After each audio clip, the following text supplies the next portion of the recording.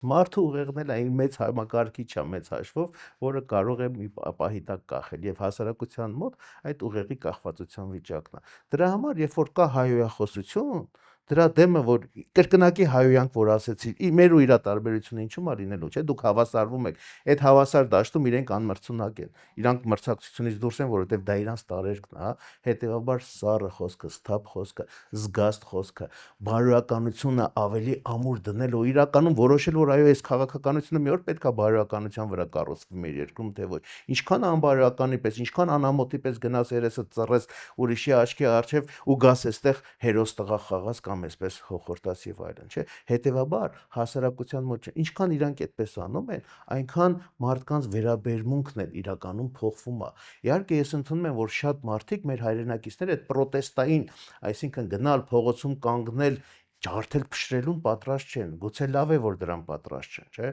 բայց այն որ յուրաքանչյուր նման իրավիճակը մի քար պոկում է իշխանությունից, մի քար թուլացնում է, դա նույնպես ակնհայտ է։